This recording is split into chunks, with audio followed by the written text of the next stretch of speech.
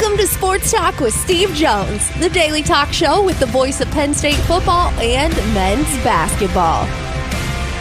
You never know what special guest may stop on by any given day.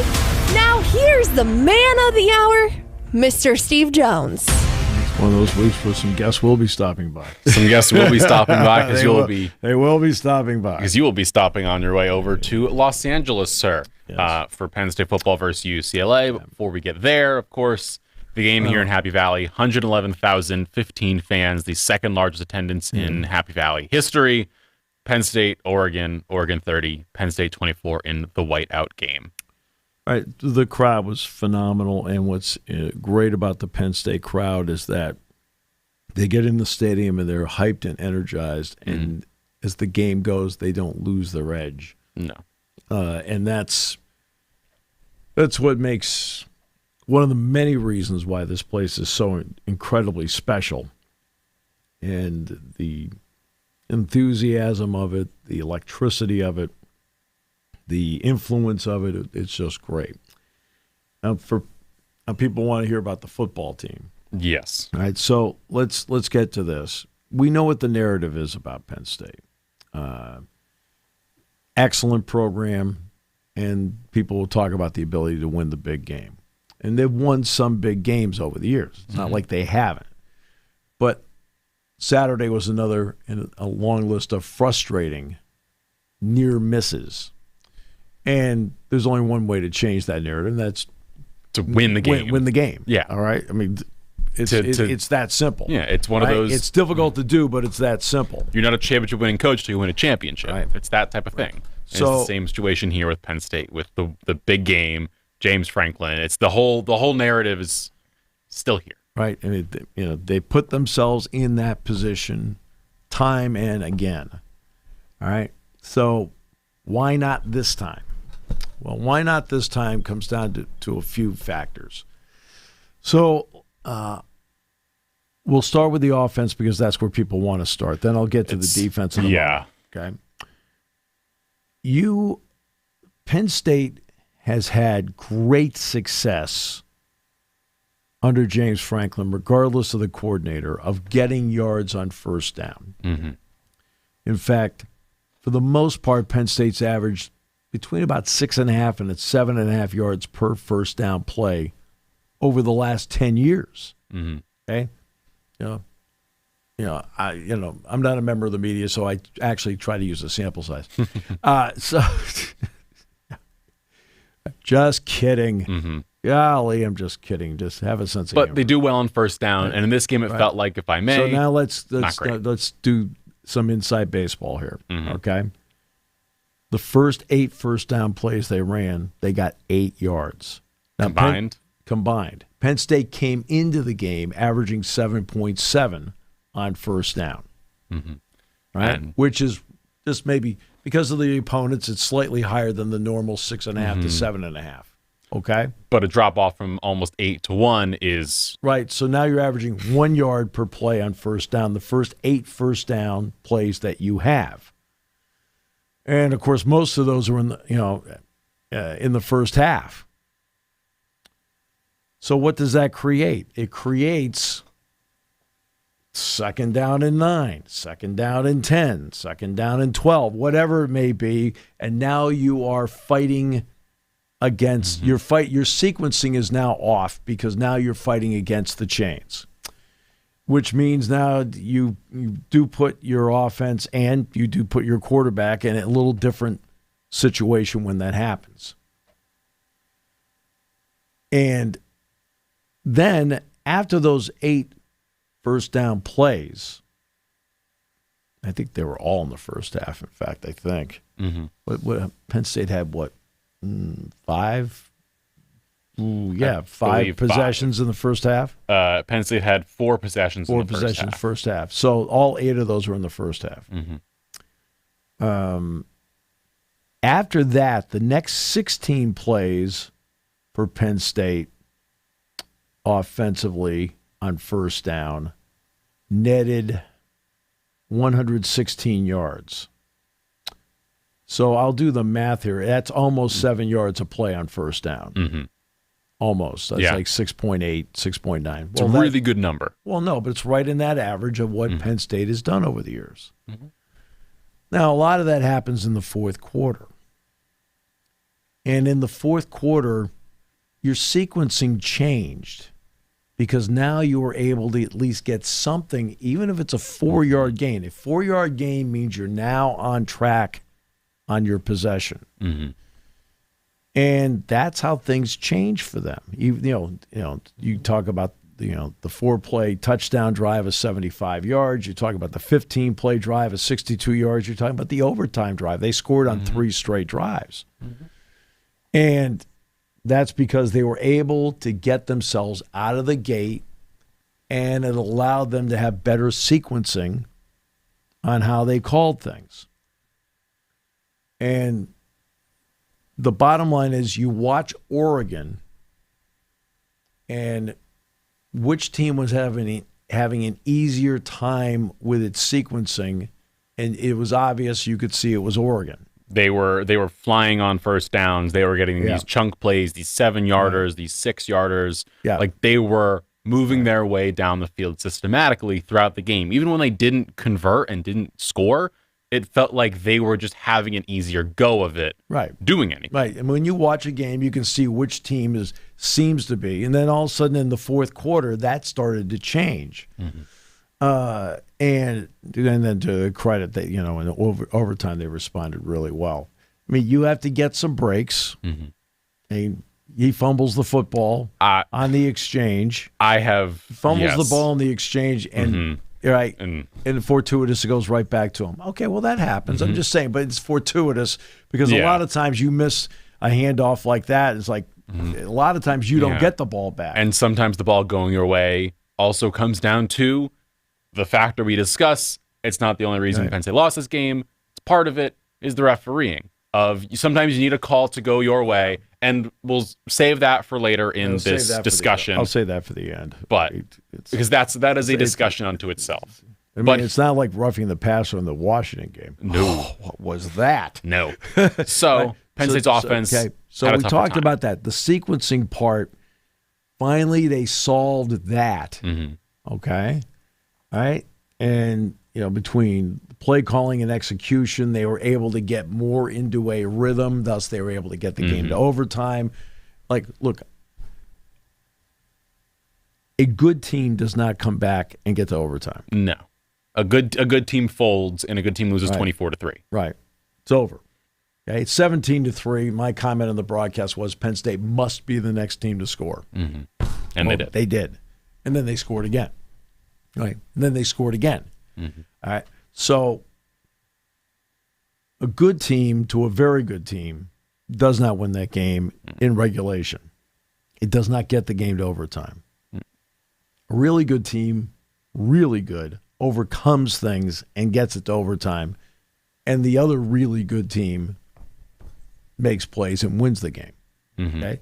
So you had that where they're both out there, but there's only one winner out there, and it's Oregon. And give them a lot of credit for how they played. I thought what really impressed me was their team speed, and it was their team speed defensively. They were flying around. Right? But their team speed, lateral movement, so forth. Now, defensively for Penn State, they did a great job of not giving up the big play. I think the longest play Oregon had was 26, I think.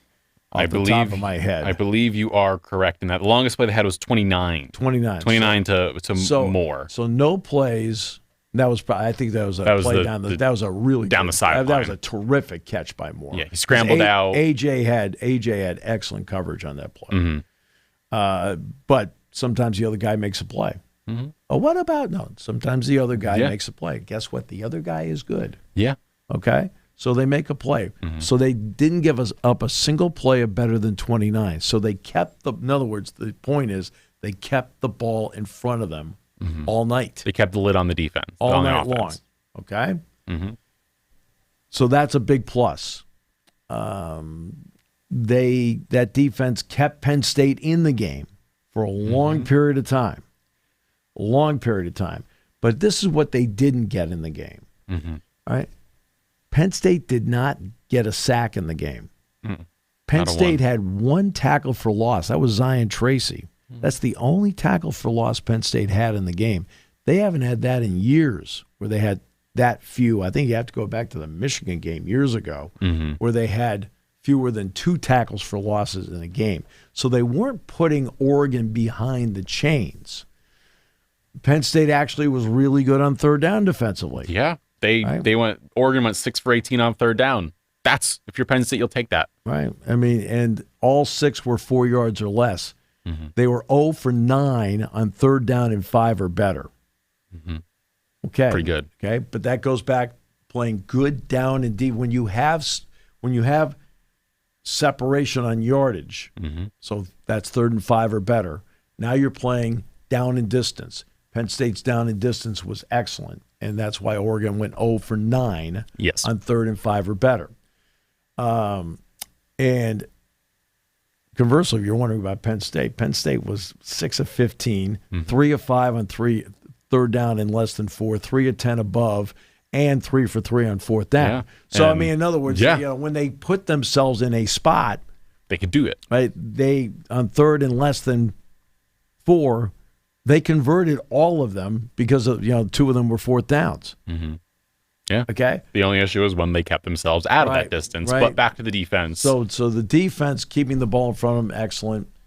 Then, but no tackles, only 1 tackle for loss, no sacks along the way, and a quarterback that his mobility, which we thought would be a problem, right, came into play. It did. On what proved to be their game-winning touchdown pass to Bryant. Dennis Sutton is right there at him, and he makes that little step to the left, and Denai goes just far enough past, and then he makes the throw. And again, he is accurate throwing the ball. As I said last week, what did I say last week? On the run, if he is rolls accurate. Right, he's accurate. That's his natural side. You expect that. But when he rolls left, he squares and is just as accurate. I was always impressed by that, by what he did in the game. So, and against an offense like that, you kind of hang around. The middle 8 part, Penn State had a shot in the middle 8. Oregon did get a field goal there to tie the game up. Penn State starts the second half by getting a semblance of a drive going, and then it stalled, and then Oregon came down and they scored. Yeah. Right? And that was the drive on the Oregon side. Yeah, I mean, that was outstanding. It was outstanding. And then the other one, of course, the other touchdown they scored on the 4th down play with Davison, where they went for it. And, I was wondering whether he might kick there to make it a 13-3 game because it would be now a 2-possession game. He just said run the score up. Right. No. That's his MO. No, that. Roger asked in the pregame, "What's his MO?" I'm like going, Roger, you just watched them in the Big Ten championship game. You didn't know? No. Right. Yeah. But I said his MO is, look, I said he has been a guy that believes in the analytics part of it. He'll go for it for a lot on 4th down. He went for it 9 times on 4th down in the game. They made 6 of them. And, and so 4th down there, I thought he might, because of the way his defense was playing, and take a two-possession lead. But instead, he decided to go for it with the idea, if I don't get it, I'll put my defense back out there with a 1-score lead, but they've got 93 yards in front of them. Okay?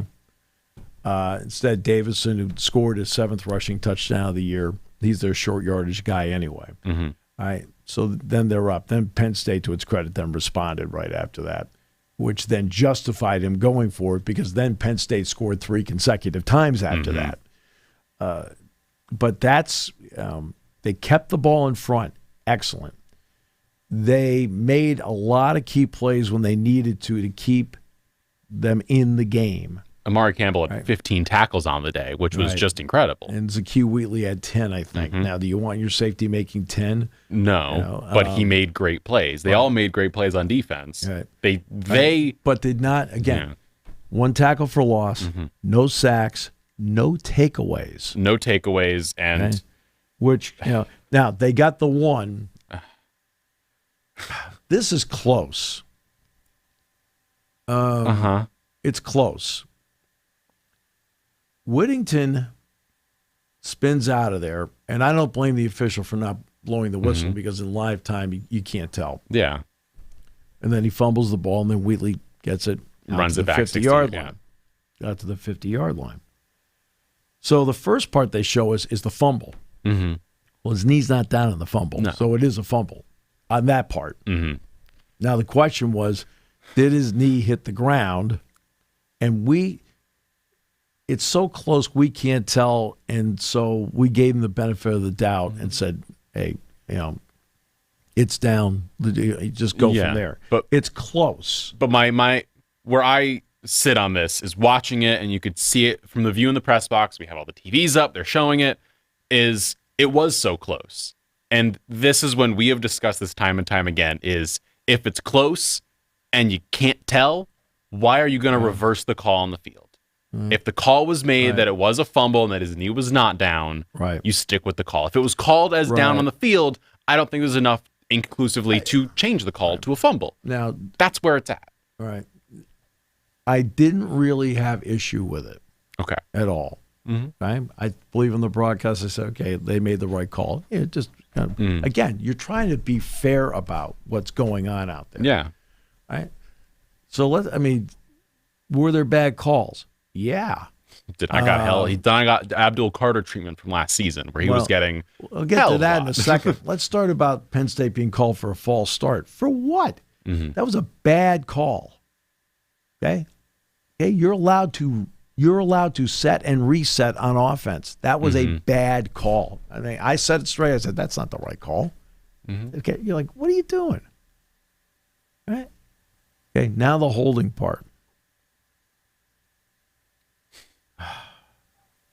The most egregious one was the play where they got a first down, where he was being chased. He rolled right through across his body. I think it was Kenyon Sadiq. It was. And they got out to their own 49-yard line of first down.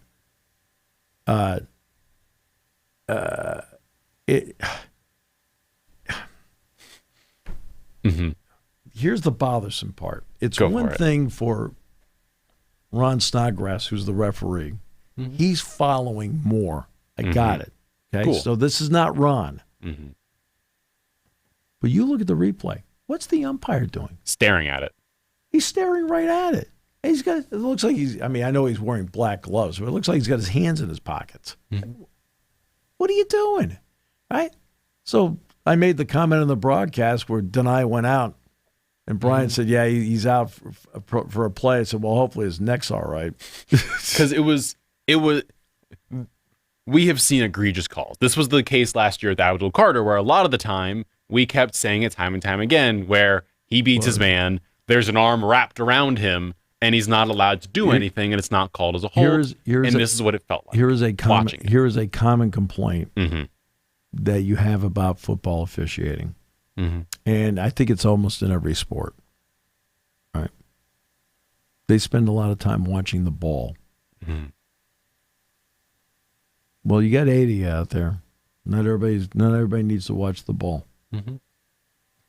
One guy is told, in your case, Snodgrass, as you said, was watching more. He was watching the ball. He was doing the job he needed to do. Right. So why is everyone else doing? So this is not. I'm not going to blame Ron Snodgrass. No. Well, that's my point. Is that he was doing what he needed. As I said in the beginning when I mentioned he was the referee, I said, "Look, this is one of the best in the Big Ten. Mm-hmm. I think Ron's really good." All right. So he's coming over because he's rolling right. He's following the play. Mm-hmm. It's not him. You can't have a guy stand there, and this happened 3 times. 3 times. Mm-hmm. Like, what are we? And okay, I want everybody to understand this part. I'm broadcasting the game. Mm-hmm. I am not even remotely looking for it. Mm-hmm. I'm not looking for it. I'm following the ball. Mm-hmm. But if I can see it following the ball, so can they. Right? I'm not looking for it. I'm not there looking for penalties. I'm trying to follow the ball in the play. Why is it I can see it following the ball and I'm not looking? It's not my job to look for it, so I'm not looking for it. I'm not looking for holding on plays. That's not my job. No. My job is to tell you, where's the ball, what's the down and distance, who did he complete it to, what yard line did they get to, and in my vision of watching it, I see it. Yeah. 3 times I saw it, and I'm not looking for it. They're supposed to look for it. What are you doing? Okay, give back your per diem. Not your salary, but give back the per diem. Yes. So this all happens. We've discussed it a little bit. We discussed the defense. I do want to go back to the offense. I want to talk about this a little bit more because that was a big play in the game. Because it was a big play. It would have been. It would have been third down and 20. They wouldn't have got it. Penn State's been playing really good, right? They've been playing really good down and distance. Okay, 3rd and 20. They're not going to give up a first down. No. Okay, they were 0 of 9 in the game on 3rd and 5 or better. What does that tell you? The odds were they're going to make 3rd and 20. Not high, right? Okay, doesn't mean they can't. But the way Penn State played down and distance all night, the odds were stacked against them making 3rd and 20. They scored on that drive. Yeah. They scored on that drive. Right? And it was kept alive because somebody did not do their job. So back to the Penn State offensive side of things. They, I believe, through 3 quarters had 109 total yards of offense. Yeah. Up until those last 3 drives, they scored touchdowns, excluding the interception because that's different. Right, sure. They 100 some odd yards. Yeah. It was, I'll say it, through 3 quarters, it was not a good offensive display. It was not good. No, they struggled. They struggled. And I want to ask, I know the Oregon defense played really well. They were lateral quickness, all this stuff. From the vantage point in the press box, from watching everything, there just felt like there were so many issues on the offense. With the offensive line was getting beat quite a lot on pressure, on stunts from Uyunglele, and it just kept happening all night. It kept going. And then the offensive line gets beat, and they also aren't getting the second level on these runs. So Nick Singleton has 11 for 21 on the ground, not a great number. Part of that is the same issues he's been having of just there's a lot in his head. Stan Drayton talked about it, that he's given him a lot, and so might be overthinking a little bit. Guys, but when you don't have a hole, it doesn't help it. Okay. You're not a miracle worker out No. there. Okay? He's 11 for 21. Yeah. Look, you see the 2 catches he made in that game? Yeah, they were big. Right? He had half the offense in the first half. There's nothing wrong with his head as to where it is. You have to have an opening. And look at De'Aaron Hill. Okay, De'Aaron Hill is he's really good. Marvelous young running back. But what did he have? He had a hole. He had openings. He has to have openings. And so get an opening. Go from there. And we haven't really seen this offensive line for Penn State this season. You want to be able to knock people off the ball. Yeah. Okay. And yet all of this, this 3.5 hour passion play gets to double overtime. Okay. You're never as good as you think you are when you win. And contrary to what all of you may believe, you're never as bad as you think you are when you lose. Okay? A mediocre to very good team doesn't get to overtime in the game. No. Okay? You have to have some guts to get yourself back in it. You have to have some fortitude to fight your way back in it. They did that. But the bottom line is, in the end, they didn't win it. Right? And so now, remember in all of this puzzle here, they're 1/3 of the way through the season. Like LSU, like Alabama, like Texas, like Georgia, they have 1 loss. Right? There's a long list of 1 loss among some of the better teams in the country, without question. Guess what? Last year's national champion lost twice in the regular season. Now, you don't want to absorb another loss and put yourself into the opinion pool. You want to keep yourself in the 1-loss pool. But Saturday night would have been a great one to get because it really gives you the upper hand moving forward. Because it gives you cushion. Right? And gives you an upper hand moving forward. You have now picked up a big win over an excellent team, the whole deal, right?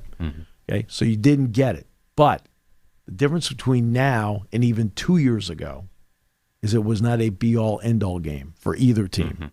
It was not a be-all, end-all for either team.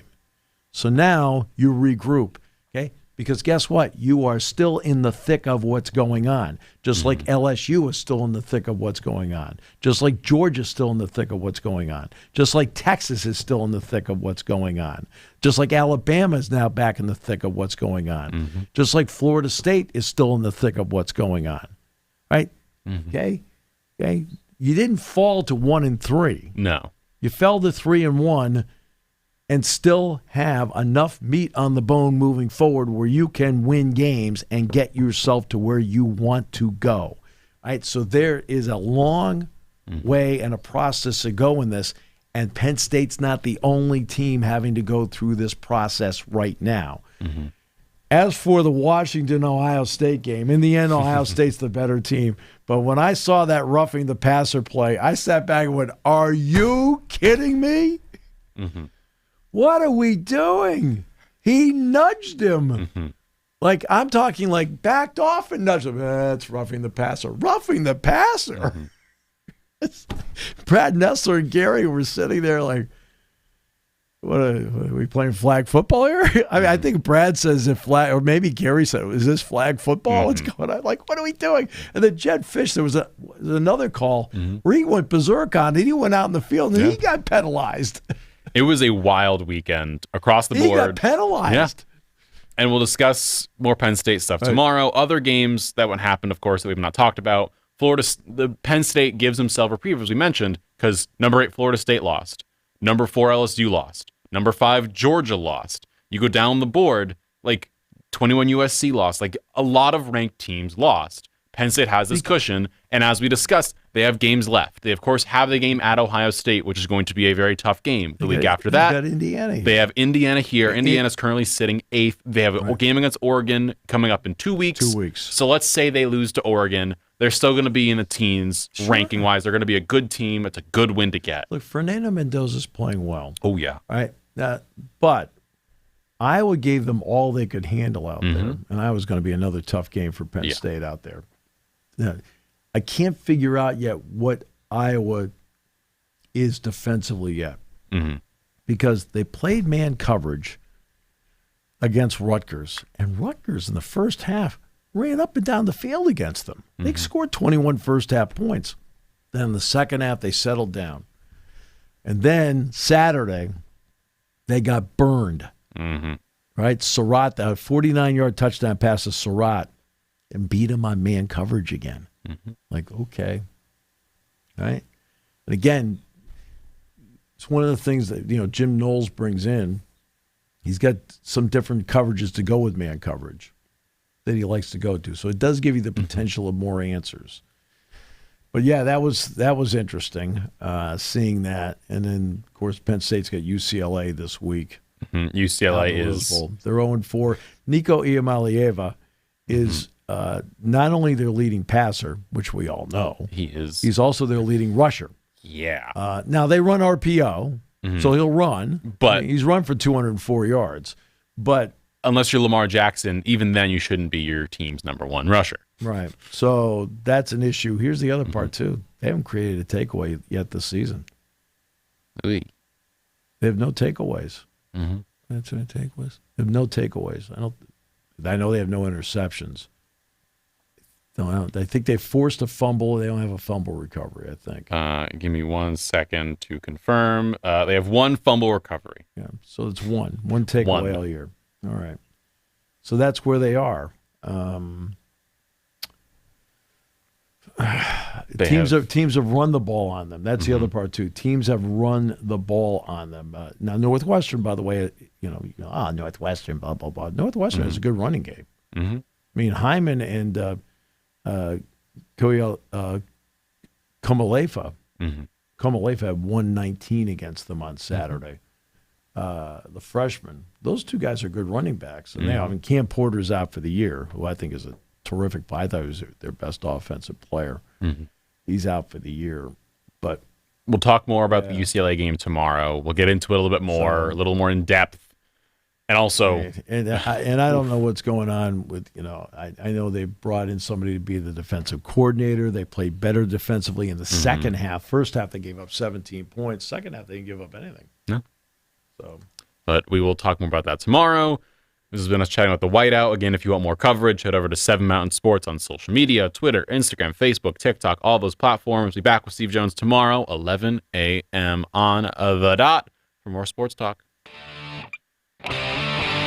Thank you for listening to Sports Talk with Steve Jones, a 7 Mountain Media production. Come back at 11 every weekday for analysis of the latest happening in the sports landscape. From college football to European soccer, Steve and Kyle cover it all.